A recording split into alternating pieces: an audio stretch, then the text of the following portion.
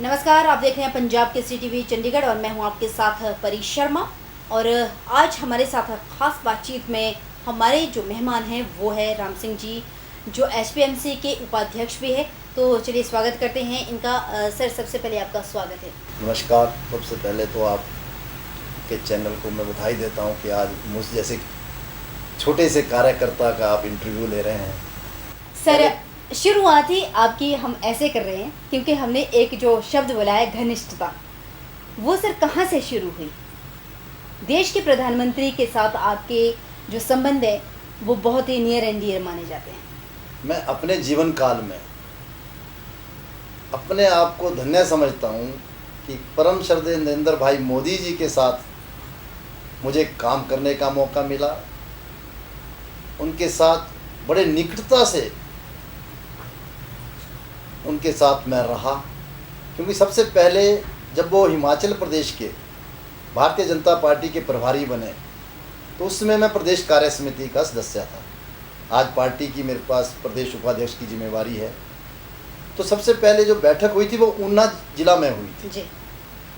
तो जब मैंने उनका व्यक्तित्व देखा तो पहली नज़र में मुझे लगा कि ये ऐसे व्यक्ति हैं देश के लिए कि भाई कुछ ना कुछ इस देश का कायाकल्प इनके हाथों से होने वाला है। ऐसा मुझे उनको देखते हुए जो तेज मुझे नज़र आया वो मुझे लगा। उसके बाद वो कई बार कुल्लू आए। जब भी कुल्लू आए तो मेरा उनके साथ रहना हुआ। और जब भी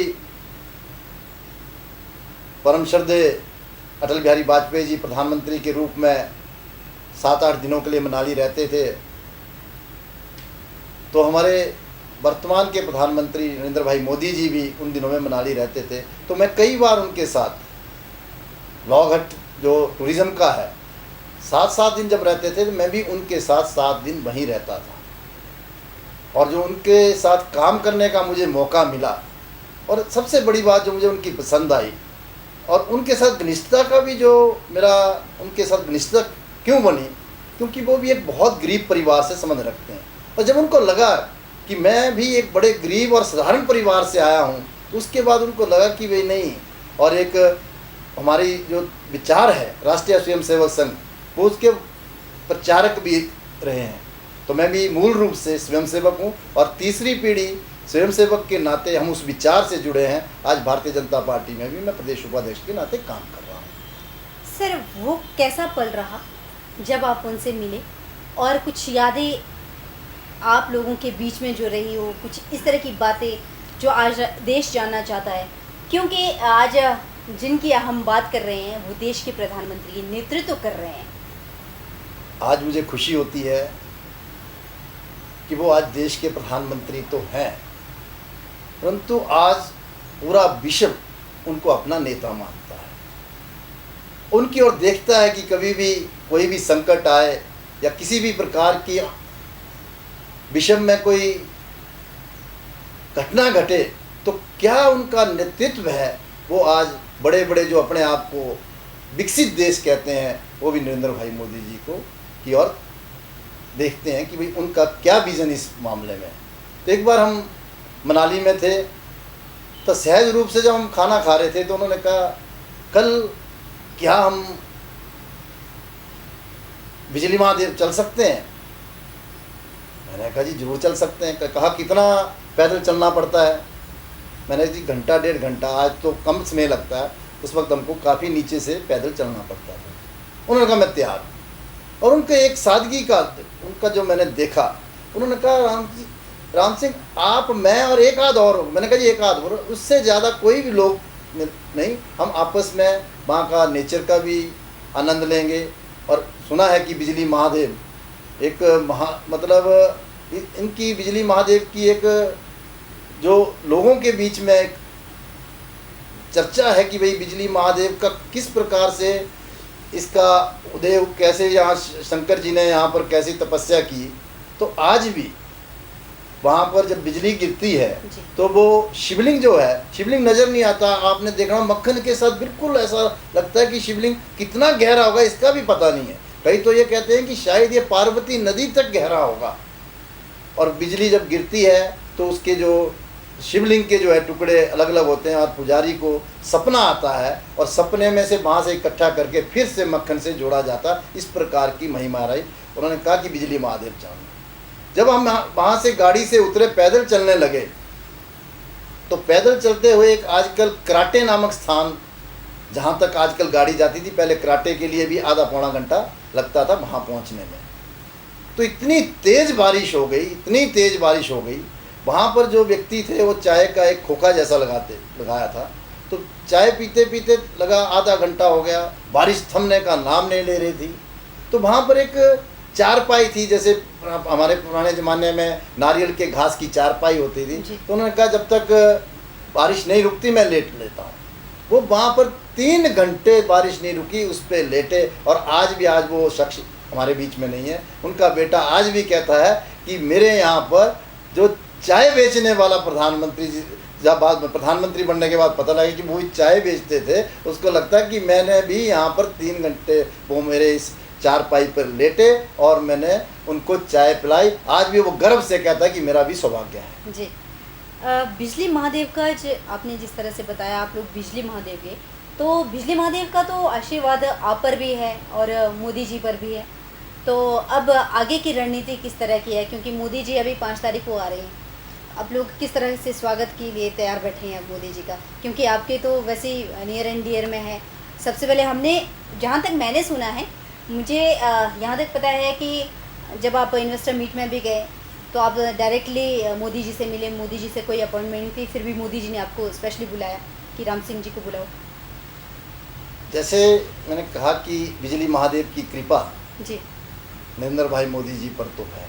वो साधारण पुरुष नहीं है जी, उनमें एक ऐसा तेज है जो आज विश्व भी उनकी और टकटकी लगाए देखता है। जी बिजली महादेव की कृपा उनके पर है, वैसे ही केदारनाथ जी की कृपा है, और सभी देवी देवताओं की कृपा मोदी जी पर है।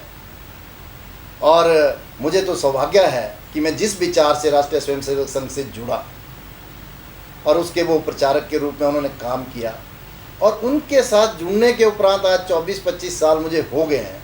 तो मुझे तो जहाँ पर बिजली महादेव और देवी देवताओं की कृपा उन पर तो है, मुझे भी, और मुझे तो सबसे बड़ी कृपा प्रधानमंत्री जो आज हमारे हैं, मुझे तो गर्व होता है कि उनकी कृपा भी मेरे पर है, और मैं अपने आप को इसलिए सौभाग्यशाली मानता हूँ। और मैं एक और घटना आपको बताऊँ, जब हम चल रहे थे पैदल चलते चलते, घंटा 1.5 घंटा हमें हो गया, तो उन्होंने मुझसे कहा कि भाई घंटा 1.5 घंटा तो हो गया, अब कितना आगे? मैंने कहा जी 10 मिनट का रास्ता है, 10 मिनट चलना। फिर मैंने कहा 10 मिनट का। फिर कुछ हमारे माताएं बहनें उन दिनों में, और आजकल भी, उन दिनों तो ज़्यादातर वो घास लकड़ी जंगल से काट कर लाते थे।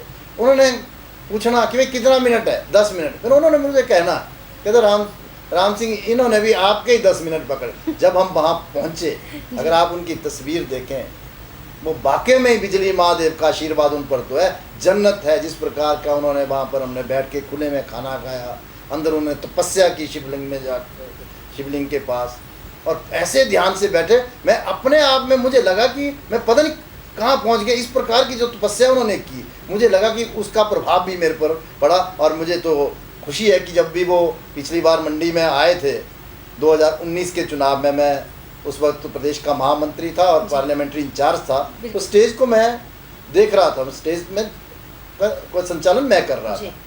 तो जैसे माननीय प्रधानमंत्री जी वहाँ आए, उन्होंने पहले ही शब्द में ये कहा कि कुछ लोग कह रहे थे कि भाई मैं यहाँ नहीं आ सकता, मौसम ख़राब है, परंतु मैंने मन ही मन सोचा बिजली महादेव की कृपा रही तो मैं आऊँगा। आज मुझ पर बिजली महादेव की कृपा है, मैं यहाँ पहुँचा, और राम सिंह मेरे साथ था, मैं वहीं उनके पीछे खड़ा था। इस प्रकार का उनका देवी देवताओं पर, बिजली महादेव पर विश्वास। और मुझे आज खुशी हो रही है कि वो कुल्लू आ रहे हैं 5 तारीख जी। अब उनके पास उत्साह है आपके अंदर? मेरे में तो उत्साह है ही है कि भाई, क्योंकि लोगों में भी हम देख रहे हैं खासा उत्साह है। और मैंने तो ये सुना है, क्योंकि जब वो प्रभारी थे हिमाचल के 1999 में, तो उस वक्त तो यहाँ थे, और उस वक्त के बाद उन्होंने खासकर दशहरे की मैं अगर बात करूं, उस टाइम 1999 में उन्होंने प्रभारी होते हुए वो दशहरा देखा और नाटी डाली थी। लेकिन उसके बाद अब इतने सालों बाद यहाँ पर देश के प्रधानमंत्री होते हुए वो आ रहे हैं, तो उत्साह तो आप लोगों में तो ज़्यादा होगा और लोगों में तो बहुत ज़्यादा है। लोगों में बहुत ज़्यादा उत्साह है और मुझे तो ऐसा लग रहा है कि जो पल अब 5 तारीख तक तो मुझे ऐसा लगता है कि पता नहीं मैं किस उसमें हूँ, क्योंकि हमारे प्रधानमंत्री जी जो दशहरा देखने भी आ रहे हैं, और अगर बिजली महादेव जी की कृपा रही, अब स्नेह का कितना उनके पास स्नेह होगा, उस जी। हिसाब से किस प्रकार से बिजली महादेव का हो सकता है या दशहरे को जो भी बनेगा शेड्यूल, जी। परंतु बिजली महादेव की कृपा से वो जरूर। और मुझे तो लगता है कि मैं मेरे जो वो आएंगे तो सच में देवी देवताओं के साथ दशहरे में बिजली महादेव की कृपा उन पर तो बनी रहेगी, पूरे देशवासियों पर बनी रहेगी, पूरे प्रदेशवासियों पर बनी रहेगी और विशेषकर कुल्लू पर बने रहेगी। और मुझ पर तो उनकी ऐसी अपार कृपा है देवी देवताओं की और श्रद्धेय मोदी जी की, तो मैं तो अपने आप में कई बार तो मुझे सुबह जब उठता हूँ तो मुझे यही आता है कि कब 5 तारीख आए, कब 5 तारीख आए और कब नरेंद्र भाई मोदी जी हमारे इस कुल्लू की पावन धरती पर वो आए। सर खुशी तो आपके चेहरे से झलक रही है उनके आने की। खुशी तो मेरे साथ, अगर आप आज पूरे कुल्लू जिला में या पूरे प्रदेश में चले जाए, हर व्यक्ति उत्साहित है, अपने आप को हर्षित महसूस कर रहा है कि हमारे बीच में इस दशहरे के उपलक्ष्य में परम श्रद्धेय मोदी जी जो देश के नहीं विश्व के नंबर 1 के नेता है वो हमारे यहाँ पर आ रहे हैं। सर इस बार माना जा रहा है कुल्लू के ऊपर उनका, कुल्लू की सीट के ऊपर भी उनका आशीर्वाद रहने वाला है। आज तो मैं कुल मिलाकर दशहरे की बात और बिजली महादेव की कृपा सर, सब पर आशीर्वाद बनी रह रहे, सकता है उनका। सब पर बनी रहे, इतनी ही बात मैं आज आपके साथ साझा कर सकता हूँ। सर एक आशीर्वाद तो रह सकता है उनका, रहना चाहिए। अब नरेंद्र भाई मोदी जी पर देवी देवताओं का आशीर्वाद है, अगर उन पर आशीर्वाद है, मेरी घनिष्ठता है, जी। तो मुझे लगता है कि आज सिर्फ दशहरे को और बिजली महादेव को लेकर और देवी देवताओं को लेकर जो उनका यहाँ पर आना है, मैं इसको धार्मिक उसमें देखते हुए यही मैं आज अपने आप को गौरवान्वित महसूस कर सर रहा हूँ। एक चीज़, कुछ ऐसे ऐसे पल भी रहे हैं आप लोगों के बीच में, क्योंकि साधारण परिवार से थे मोदी जी, और कुछ ऐसे पल जो आपने कुछ उनकी कुछ इस तरह की हरकतें आपने नोट की हो कि लोगों, क्योंकि मैंने जहाँ तक सुना है उनके बारे में कि वो जब भी आते थे मंडी में भी, इवन कि मेरे घर के पास भी वो कई बार चाय पकौड़े खाना पसंद करते थे। अब हम कई बार मनाली में घूमते थे, कई बार कुल्लू में घूमते थे, वो किसी भी ढाबे में, किसी भी होटल में चाय पानी, किसी भी साधारण से साधारण परिवार के व्यक्ति के पास जाकर वो खाना खा लेते थे, बैठते थे। और ऐसी उनमें मैं क्या बताऊं कि उनमें क्या अलौकिक उनमें मेरे को लगता है कि भाई वो वाकई में साधारण पुरुष नहीं है, वो देश की सेवा के लिए मुझे लगता है कि वो इस यहाँ पर इस धरती पर आए हैं। और उनका जो ईमानदार छवि, उनके कार्य करने की शैली और जिस प्रकार से एक एक पल वो देश के सिवा कुछ नहीं सोचते, ये मुझे उनकी बहुत बड़ी एक उपलब्धि लगती है कि हर पल वो देश के बारे में ही सोचते हैं, किस प्रकार से मेरा देश आगे बढ़े, किस प्रकार से हमारे लोग आगे बढ़ें, किस प्रकार से फिर से भारत विश्व गुरु बने और परम वैभव को प्राप्त हो। सर लास्ट में एक छोटा सा मेरा सवाल है, विरोध करने वाले बहुत होते हैं और मोदी जी का विरोध करने के लिए तो ऐसी ऐसी ताकतें बैठी हैं कि उनका विरोध करते आए हैं, उन लोगों के लिए क्या जवाब? अब ऐसा है कि कमल भी कीचड़ में खिलता है जी, गुलाब के साथ भी कांटे होते हैं जी,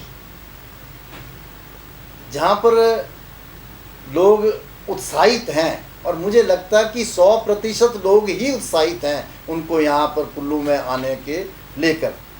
हो सकता है कोई विरोध करे, वो एक विरोध कर दर्ज करने की हो सकता है किसी की ऐसी भावना, हो सकता है वो किसी व्यक्ति, पर मुझे जो लगता है, जो लोगों के बीच में मैं देखता हूँ, किसी भी वर्ग से हो, किसी भी सामाजिक संस्था से जुड़े हों, किसी भी पार्टी से जुड़े हों, सब कुल्लू के दशहरे को 5 तारीख को लेकर उत्साहित हैं। सर बहुत बहुत शुक्रिया। तो ये थे राम सिंह जी जो हमसे बात कर रहे थे। इन्होंने बहुत बखूबी तरीके से छोटी छोटी चीज़ें जो हम लोग नहीं जानते थे, शायद आप लोग भी नहीं जानते थे, क्योंकि ये तो वही बता सकते हैं जिन्होंने उनके साथ पल बिताए हों। तो इन्होंने तो इतने सारे पल उनके साथ बिताए हैं क्योंकि हिमाचल के प्रभारी रही हैं, हिमाचल की गली कूचे से गुजरे हैं और एक एक चीज़ के बारे में जानते हैं। और ख़ासकर राम सिंह जी के साथ तो उनका जो मित्रता है, घनिष्ठता है, वो बहुत गहरी है। तो बहरहाल इतना ही, नमस्कार।